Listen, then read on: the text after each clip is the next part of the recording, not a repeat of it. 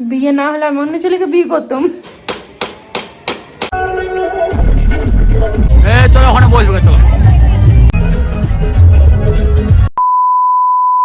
নমস্কার বন্ধুরা, শুভ সকাল। কেমন আছো তোমরা সবাই? আশা করছি সবাই খুব ভালো আছো, আমিও বেশ ভালো আছি। তো তোমাদের এই দিদি ভাইয়ের কোয়ার্টারে আসার পরে সেই যে একটা ব্লগ তোমাদের সামনে এনেছে, তারপর থেকে আর কোনো ভিডিও আমার চ্যানেলে নিশ্চয়ই তোমরা দেখতে পাওনি। যার জন্য অনেকেই ফেসবুক বলো কিংবা ইউটিউব শর্ট ভিডিওতে অনেকেই আমাকে বলছো, দিদি ভাই তুমি আগের মতন একদমই আর এখন ভিডিও পোস্ট করছো না, বড় ভিডিও তো নেই, বড় ভিডিওগুলো পোস্ট করো। তো বন্ধুরা ক্ষমা করো, আমার শরীরে না একটু প্রবলেম হয়েছে, আর শরীরের যে কোনো ছোটোখাটো অংশই প্রবলেমটা হোক না কেন, কিন্তু সেটা হলে না মানে মাইন্ড বা কিছু ভালো লাগে না আর কি, ঠিক আছে। তো আমার পায়ে একটু মোচ এসে গেছিলো, যার কারণে অনেকটাই প্রবলেম হচ্ছিলো কাজবাজ করতে। হ্যাঁ, আর ওই স্ট্যান্ড এদিক ওদিক করাটা আমার পক্ষে খুবই অসুবিধার হয়ে দাঁড়িয়েছিল, কারণ পাটা খুব ব্যথা করছিল। তো যাই হোক, আজকে থেকে চেষ্টা করছি, প্রতিবারই বলি কিন্তু হয়ে ওঠে না, যাই হোক চেষ্টা করব। তো দেখো সকালে আর কি ফ্রেশ ট্রেশ হয়ে নিয়ে বাসনপত্র আমি ধুয়ে নিয়েছিলাম, সেই ভিডিও আর করিনি। বাসন ধোয়ার কত ভিডিও করবো বলো, দেখতে কি আর ভালো লাগে। কাপড় চোপড় কেচে আমি মিলিয়ে নিয়েছি, আর এখন আমি স্নান করে একদম রেডি সেডি হয়ে নিয়েছি। আর আজকে আমাদের জল খাবারে থাকছে মুড়ি, যার জন্য একটা হালকা খাবার করেছি। আমি এখন বেশ ভারী ভারী খাবার করি না মশলা দিয়ে, বেশ মুড়ি খাবারটা সকালের দিকে হালকা ফুলকা রাখি যাতে গ্যাস আরে না হয়। তো আমি যে বুট কলাই হয় না, ভাঙা বুট, তো ওইটা দিয়ে আলু দিয়ে আমি একটা তরকারি করেছি জিরে লঙ্কা ফোড়ন দিয়ে। তো এখন আনতে যাচ্ছি আমি দুধ, কারণ আজকে দুধ লেট করেই দেবে। হ্যাঁ, আর ওদের জারটা আমাদের বাড়িতে থেকে গেছিলো, যার কারণে কিসে দেবে সেজন্য আমাকেই যেতে হচ্ছে। লাঠিটা নিয়ে নিলাম কারণ এখানে অনেক পরিমাণে বাঁদর, তো যার কারণে আমি লাঠিটা নিয়ে নিয়েছি। যে কোনো হাতে কিছু পলিথিন বলো বা জার বা অন্য কিছু ব্যাগ ট্যাগ দেখলেই কিন্তু তারা হামলা করতে চলে আসে, ভাবে হয়তো খাবার আছে। তো এই যে দেখো যাদের বাড়িতে আমরা দুধ নিই সে বাড়িতে আমি চলে এসেছি। আন্টি, আন্টি, তো এই যে দেখো আন্টি আমাকে কিন্তু দুধ দিয়ে দিল। ইনি হচ্ছেন অনেক বয়স্ক জানো তো, কিন্তু তাও আমাকে মানে বাড়িতে দুধ দিতে আসে। ওনার এক ছেলে আছে, তো উনি যখন না থাকে না, তো এই মানে বয়স্ক মহিলাই কিন্তু আমাকে দুধ দিয়ে যায়। আমি ওনাকে আন্টি বলি, কারণ এখানে সব ঠাকুমা আরে বোঝে না, ঠিক আছে, তো আন্টি বলি।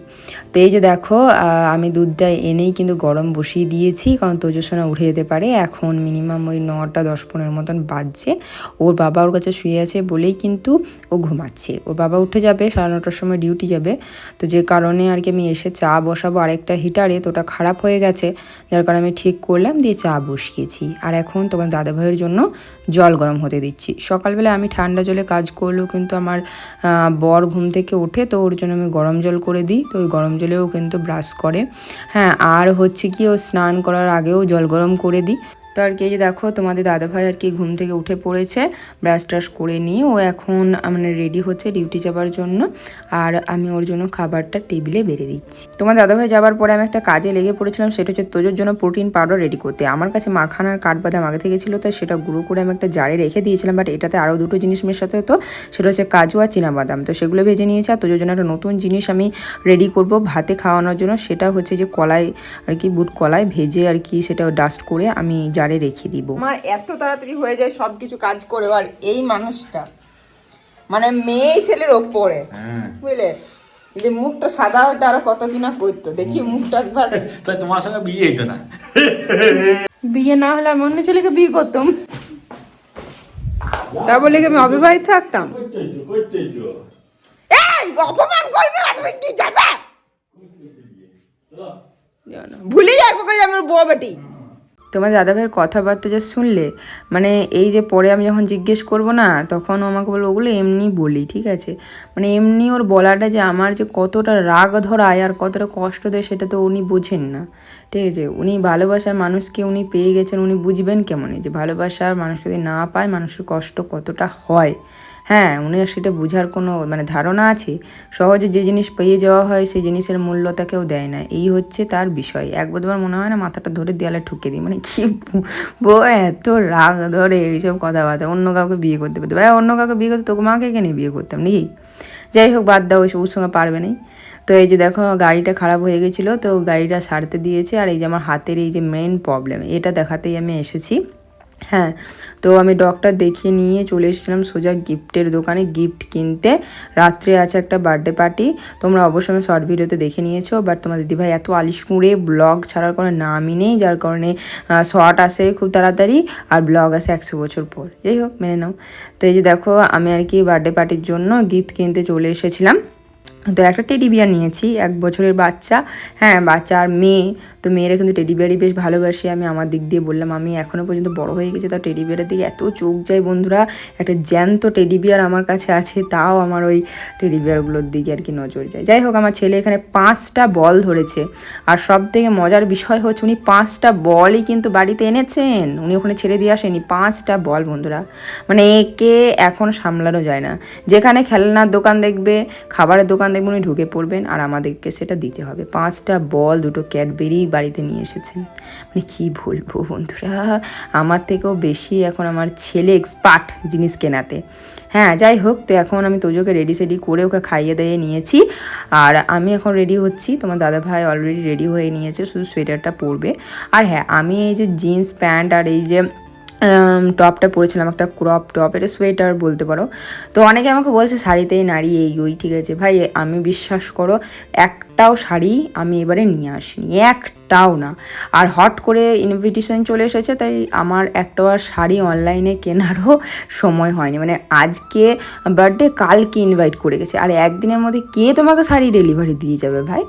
তো সেই জন্য একটাও না। তোমরা বললো তোমাদের ওখানে তো বাজার আছে, এখানের বাজারে মানে শাড়িটারি একদম বাজে, মানে আমি ওইসব শাড়ি পরি না, ঠিক আছে। তো সেই জন্য কিনিনি। আর সেই জন্য আমি আর কি জিন্স আর টপটাই পরেছি। তো রাতের বেলা এমনি তো ঠান্ডা করবে, তো অসুবিধে নেই।